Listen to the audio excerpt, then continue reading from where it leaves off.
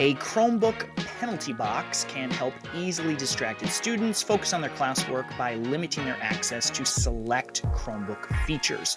Let's look at which features are good candidates for a penalty box and how to set it up. Hi, my name is John Sowash. Welcome to the Google Admin Bootcamp.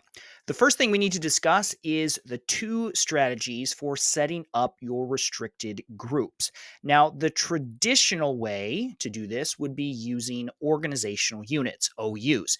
And this works, but does have some challenges. So, if you're organizing your OUs into like staff and students, and then maybe into graduation years, the problem with pulling out a restricted tech OU is that if there are policies that are configured up here, you have to reapply those policies down below. So pulling a kid into this restricted tech OU can have unintended consequences, especially if you're syncing things like Active Directory or your SIS with the Google Admin Console.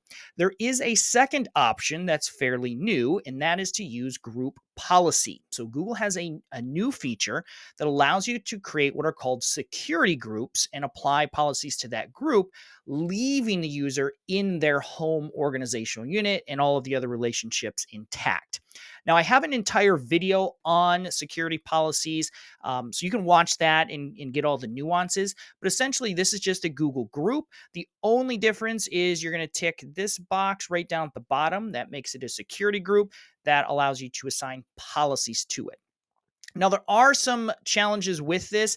Not every feature in the admin console supports group policy. A lot of them do, and eventually everything will. But it is a little frustrating right now because that policy doesn't support it yet. And we'll see this in a bit, but on the left side of your screen, this is where you would typically, select your user, your group, your organizational unit. This is my restricted OU called James is Naughty. And then this will add a filter to whatever configuration page I'm looking at that will say, only show me the policies that support group policy. Now, it will certainly limit them. There's a lot that are missing, but that'll give you a sense of what supports group policy and which ones do not. Either solution, organizational units or group policy, is totally fine. If it were me, if I'm setting this up today, I think group policy is a much more effective long-term solution, so that's how I would set it up. Thank you to VIZOR for supporting this video. VIZOR is the tool you need to successfully manage your school district's Chromebook fleet. VIZOR seamlessly integrates with the Google Admin Console and your student information system. With VIZOR, you can easily see which student has which Chromebook, check out Chromebooks quickly with a barcode, and even manage repair tickets. VIZOR has built-in workflows for your one-to-one processes, such as disabling lost or stolen Chromebooks and automated power washing. You can learn more about VIZOR and schedule a free demo by visiting vizor.cloud/GAB. Now that we've talked about the initial setup, let's begin discussing some penalty box ideas. Now, there are a variety of different policies that are available. Not all of them will work for your district. You may even want to consider setting up multiple penalty boxes, kind of a mild, moderate, or severe. You may sometimes need a penalty box for a specific student if it requires a specific type of intervention. I'm going to review some of my favorite policies. You pick the ones that you think are going to be most effective for your situation. So right now we're looking at device policies. So this is under devices, Chrome, settings, and then we're in the user and browser section. We're going to be sticking in this section for quite a while. First set of policies has to do with hardware, and this is where you can block the physical attributes of the device. For example, preventing students from using external media like USB sticks, blocking the audio output, so the headphone jack, no music, and the video input as well. There's a couple different places where you're going to see video listed. This particular setting is going to disable camera access for external websites and applications. We'll talk about the Chromebook camera app itself in just a bit. Let's talk about content now. If security is an issue and students are taking screenshots, that feature can be turned off. And then also the ability to record video. eliminating video capture for sites. This is a concern for teachers at some time with students capturing test questions in test environment type stuff. Now, on this page, there is another feature I want to talk about. It's right down here at the bottom. It's called URL blocking. And this is a tempting feature to use. It's like, oh, yeah, I want to block Facebook, Instagram, TikTok, whatever. It will work, kind of. I need to point out that the Google Admin Console is not a web filter. The admin console is not designed, it's not set up, it does not have the sophistication to manage your students' access to non-Google services. You really do need some kind of a web filter, whether that's, Securely, GoGuardian, Bloxy, Lightspeed. I mean, there's so many of them. Honestly, filtering is a commodity at this point. They're all using the same list. So any one of those will work just fine. OpenDNS is the one that I use at home with my own kids. It's free and will block access to problematic sites. So I don't recommend using that URL blocking feature. It is just not as effective. It's very easy to subvert and get around. A few more things under the content section. Again, if you want to follow this in the admin console, you're going to go to your device section, and then these are the user and browser settings for Chromebooks. And then there's sections here, and this one is the content section. These two options are very extreme. I would not recommend these except in very, very serious situations. One option is to block all images. So if students are consistently looking at problematic images and your web filter is just not cutting it, you can just get rid of everything and it will look like this. Pages load, you just literally have no images. And those of you who are remember the beginning of the internet, it's like browsing the telnet circa 1995 or something like that. In this image section, you can put exceptions in. So I would list out Google Classroom, Google Docs, Gmail, Drive, all of the key services that you're using. So images will load on those, but any other random site, no images.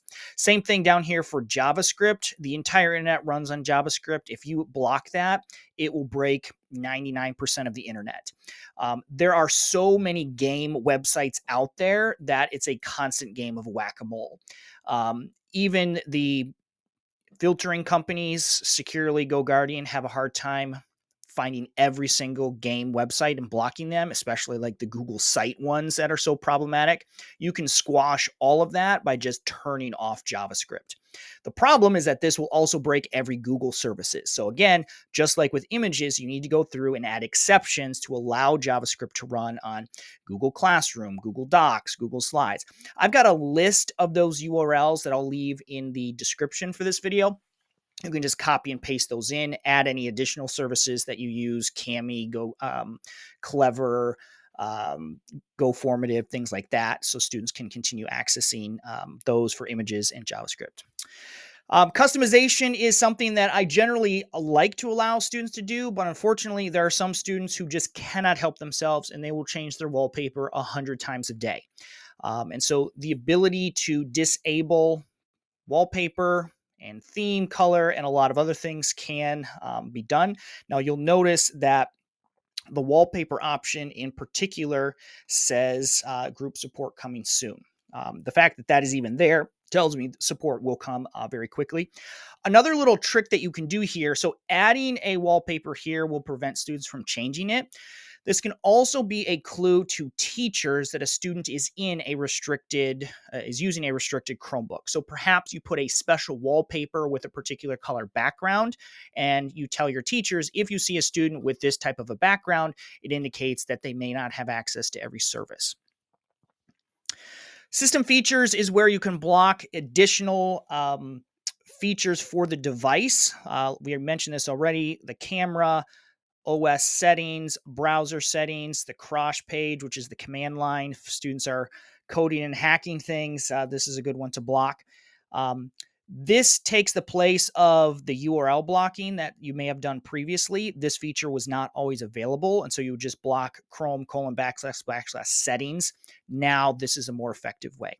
So again, this is just an area where generally I allow students to update their settings, but if it becomes a distraction, if it's too much for them to handle, all of these can be disabled. We're going to move into a different section now. We've been talking about Chromebook device policies. Now we're looking at some of the Google Workspace services. One option that's quite popular, especially at the elementary and middle school level, is to set up an email restriction. So students can only email recipients on an approved list. So now we've moved into the apps section of the console, Google Workspace, settings for Gmail, compliance, and then we're looking specifically at restrict delivery. Now, this will take some time to set up.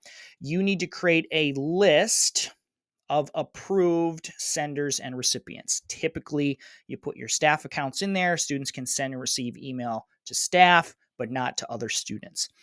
You just need to remember to maintain that list, update that list as your staff are hired and released so that the list is accurate. If you have other services that require email notifications, Google Classroom, Edpuzzle, things like that, you can add them to the whitelist as well. Document restrictions is something that many schools have asked me about. This is a little bit trickier than email. So there's a couple of options you can consider. This is the simplest one, but has some challenges. So I'm now looking at the settings for Drive and Docs, and this is under features and applications. So there is a checkbox on this page that is normally checked. It says allow users to create and upload any file. I have deselected that checkbox for my restricted OU. This means that that user cannot create new files in Google Drive or upload files. It does, however, still allow them to access and edit files that are there or that are shared with them.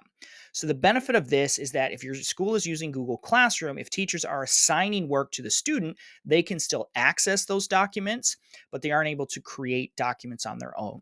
Now, I don't like this setting. It's far more restrictive than I would like. But if you have students who are not sending emails, instead they're creating documents and sending inappropriate messages to other people, this might be an option to consider. There is one additional way you can restrict access via Google Drive, but it does require the premium version of Google Workspace. This is called Trust Rules, and this is available if your school is using Google Workspace for Education Plus. It's the paid subscription. This allows you to set up rules to govern sharing and document creations. Essentially, this works very similar to the email restriction we just looked at. You create a list of approved recipients, and then an OU can only share with those approved senders. This does take a little bit of work to manage, but it's the only way that I've been able to replicate that email restriction in the context of Google Docs. Those are some of my favorite Chromebook penalty box settings. I'm sure that there are more, but once you have those security groups, those organizational units set up, you can begin applying and managing those settings based on the needs of your district. If you're interested in learning more about managing security groups, you can check out this video up here. Thanks to VIZOR for supporting this video. You can learn more by visiting vizor.cloud/GAB. I've included lots of helpful links and resources in the video description. Make sure you check those out and join back here for the Google Admin Bootcamp.